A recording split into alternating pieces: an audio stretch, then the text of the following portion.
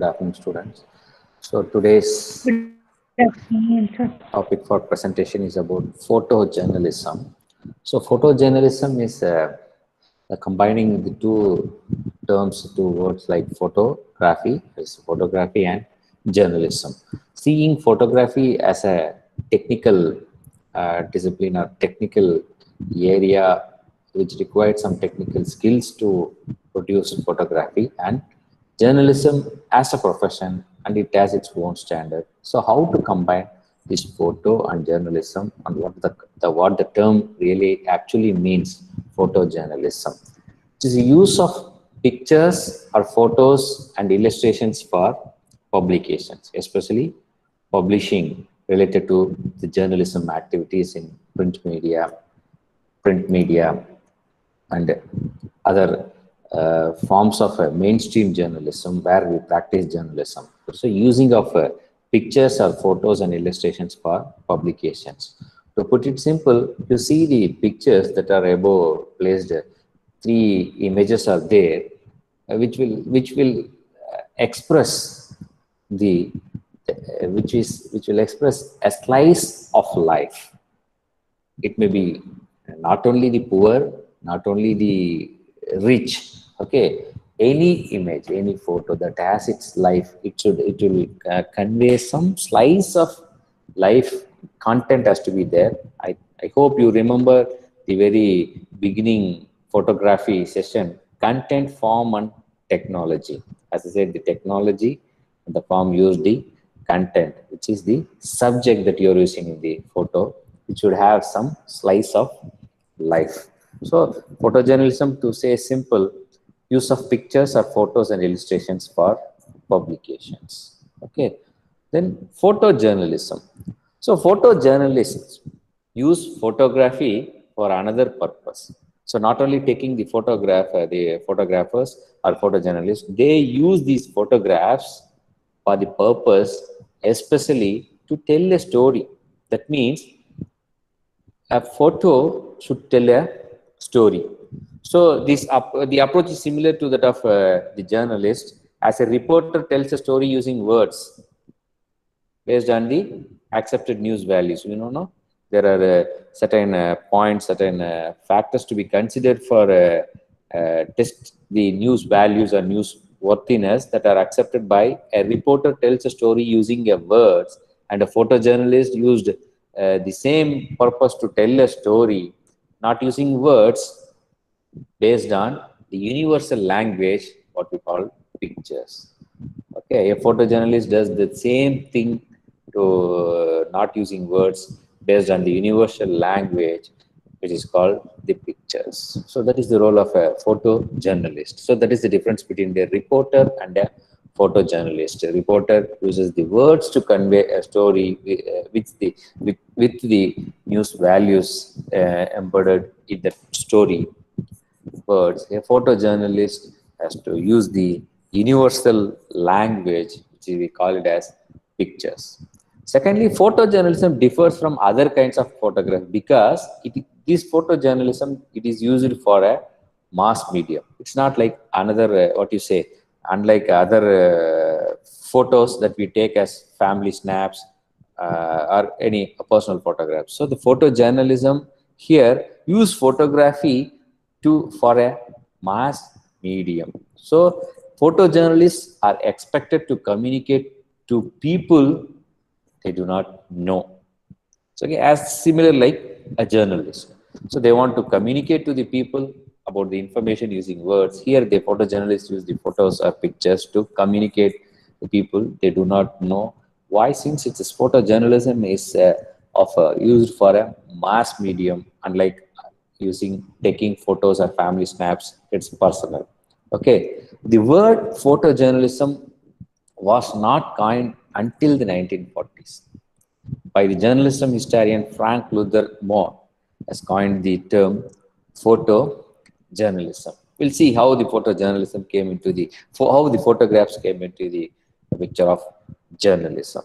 Okay, before the 1930s, the editors did not consider the power of photography. We all know, no? They consider only the what you say, the text and words, the contents that are wrote in the story. They did not consider the power of photography. They used photos as just a, what you say, the supplement, as a supplementing. The words were important for them, the photos were extra, or any supplementing material or supplementing element. So the words were important for the editors. Before the 1930s, the photos, they term these photos were extra. But today, most editors will not accept stories without photos, because photos becomes the evidence or proofs. Illustrations or videos, they are not accepting the stories, the editors. So because we live in a photo saturated world, like one picture is equal to, they used to say one picture is equal to 1,000 words. Okay, so today the editors are accepting the stories, not accepting the stories without photos or illustrations or videos. It's not a matter of a supplementing material. That becomes the main source, main power of the photography, where we live in a photo saturated world. Photojournalism, of course, is a non-fiction creation. We are supposed to believe photojournalists. Okay, because when the camera, like journalists to be dealing with facts, because there is a belief among the people that whatever written on the newspapers, whatever has been said on the television, presented on the television news channels, are facts, because there is a standard and people believe that. So the same way, when it comes to photography, there are more chances for creating a fictional photography because it involves creativity. But we are supposed to here believe photojournalists, like journalists, where they used to deal with facts. So these manipulation of images, alteration, modification, changes won't take it in the photographs there, where we are going for photojournalism, where we are going to use these photographs as a photojournalistic approach. Okay, but there are many softwares are there. There are many applications where you can modify, change anything and everything. Then that becomes, it's not a fact. It is not a real thing. So, okay, here we are supposed to believe the photojournalist, like journalist. That is a fact. Okay, so there are no rules, as we say. No, what is there any rules to take photos for a photography? There are no rules, but we do have a guideline for photojournalism. Guideline as a photojournalist, that means don't lie, because people believe a reporter or a news that comes on the news story, a newspaper. The same way, the people believe the photos that are published in the newspaper or news websites. So, as I said, there are no rules, but they have a guideline, like photojournalists who should not lie. Don't lie. So, the debate over what is permissible, so to what extent it is permissible, because photojournalism has so much power. Journalism has so much power, and also it has more chances for what you say, manipulation, image correction, changing everything, not real, presenting not the reality in the photographs. So it is a debate over which, how much important the photojournalism has this much powers. So the words communicate in a language bound by the culture that created it. Okay, the words, as when coming to the news stories by the reporter, the words communicate in a language bound by the culture. Because bound it, any news, no, the words that we write the news bound by the culture we created. They add the contents and explain about the past and the future. Okay, for any news stories, no, some reference has to be given from the past and future. So the words communicate in a language bound by the culture created by that created it. It explains the context about it, talks about the past and the future. But pictures or images, on the other hand, appeal to a universal language which transcends culture. The picture transcends the culture. They have no past, they have no future, only the present. The picture is what we see is present, what it has happened. So they show one instant pulled from the human sea. That is, as I said in the beginning, it's a slice of life. Okay, whichever the photos or whichever the images projected are the slice of life. It doesn't have No need to go to the context or see the past and to check about the future. The photos which appears are real and present, which is the universal language, really which transcends culture, rather it is not there in the words that communicate language, which bound by the culture that created it, which needs a context to explain, and which should have it should talk about past and future. The photograph doesn't have no past, any past and any future, which is real. It is the what we mean it as slice of life. So okay, because photo memory and meaning in words is gained through methodological reading. Because once, if you read a news story or if you need to read an essay, it requires a methodological skill, reading skill. It requires a reading skill in a linear fashion. So meanings in pictures is conveyed all at once. A single picture is conveyed all at once. Photo reach beyond the reason to directly strike our emotions. Strike our emotions, which will to strike our emotions more than words. Photos reach beyond the reasons. So many of us grew up with media, can't remember a particular article or television show about an event, because any event or any news or any news story comes to our mind in a newspaper or in a television channel, we definitely remember, recall with the media. So, but we think of that event, we may recall a picture. Instead of the news stories, we may recall a picture instead. Okay, so that is the power of a picture and the power of a photo memory and what a photography means to the viewers. So selecting photos for publication. So in coming to select, what are the criteria that required to select photos for publication? Two things. Any photograph should contain should satisfy these two criteria. It should contain two values: the technical value and the editorial value. Technical value and the editorial value. So what the technical value is? A picture has a technical value when it is clear, free from smudges, clear and not blurred. As a photojournalist, as I said, no, from the beginning, photography is both an art and technical. Any individual or any person who is interested to learn photography should develop their skills parallelly, technically as well as aesthetically. So here the technical value means one should have a technical skill to reproduce the image, a clear image, which is free from smudges and which is not a blurred image, which requires the technical inputs like aperture, shutter speeds, also framing, focusing, everything. So the photos for publication has to be selected considering the technical values. And coming to the editorial values, it has an editorial value when it tells a story at a glance. When it shows life happening, moment of truth and significance, meaning it has news value. So a photography, so a photo and an image that you have taken should have a editorial value, means it should tell a story at a glance. Okay, it's not like a modern art or modern photography. It should tell a story at a glance. Okay, very easy way to communicate your idea to the viewers. So the editorial value and technical value are two important criteria to be considered for selecting photos for publication.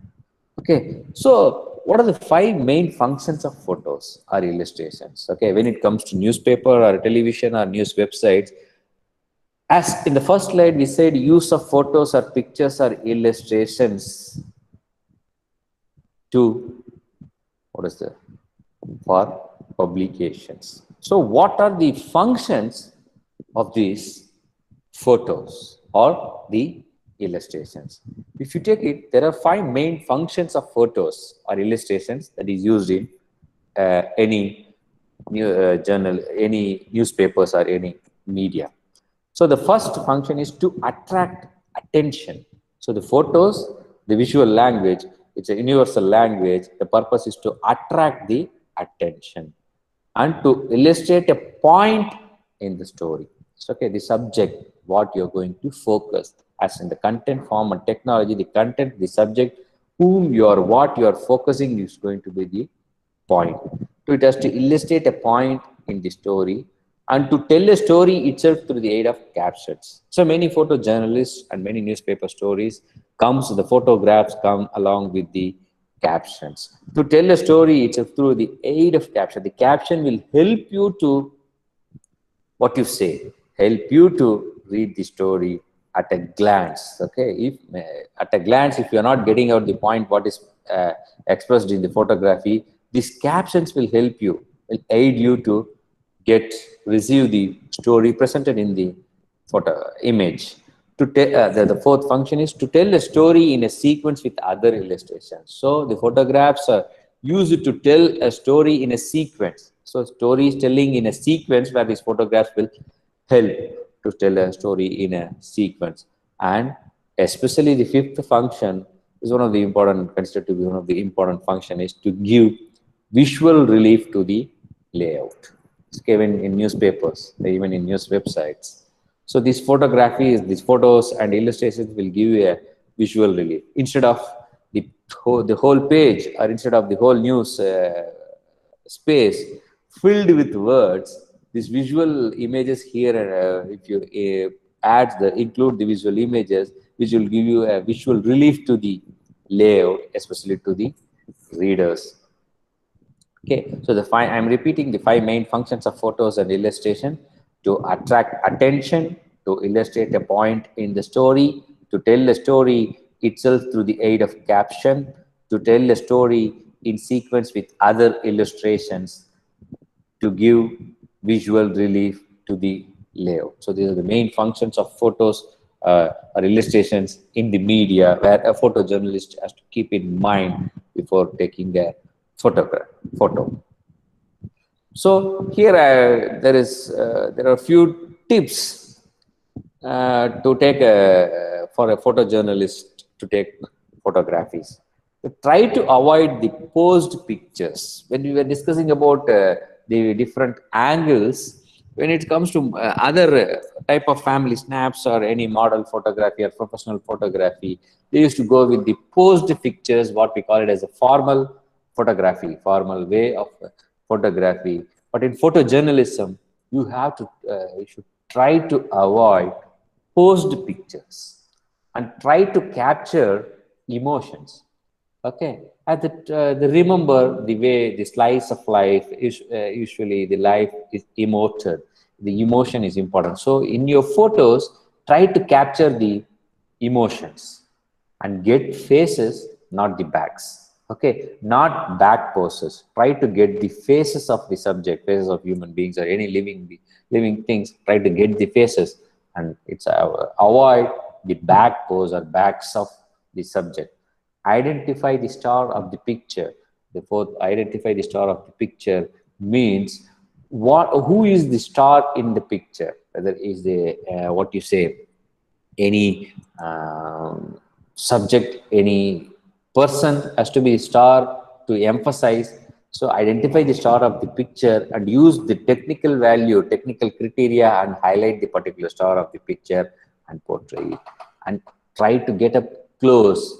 The more the close up will give you more emotions rather than going for a long shot. The close up shot will express you the emotion in an effective way than the long shot. So get up for close and let your picture tells a story.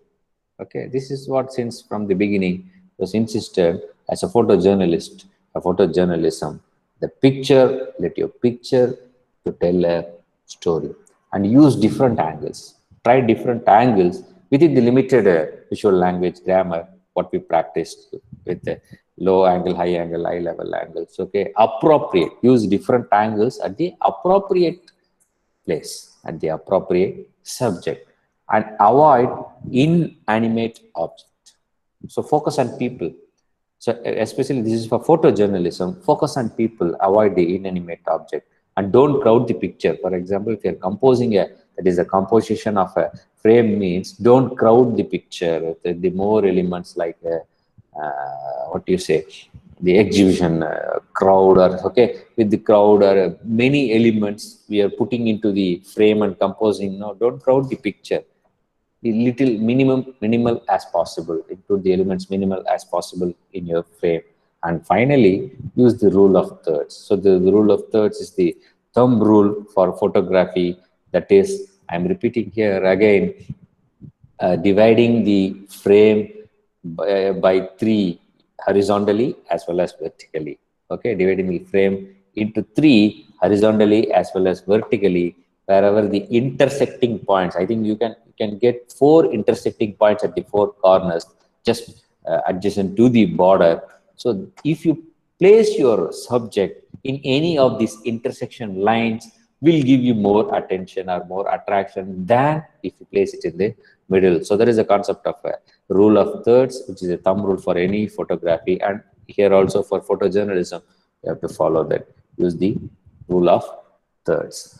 So okay, these are all the few tips to take a good photojournalism photograph. So here are 2 examples for photojournalism where it fits. You see, this is a slice of life. Even this lady in this age, she is doing, she is involved in some business, and this is doing selling something in the on the streets.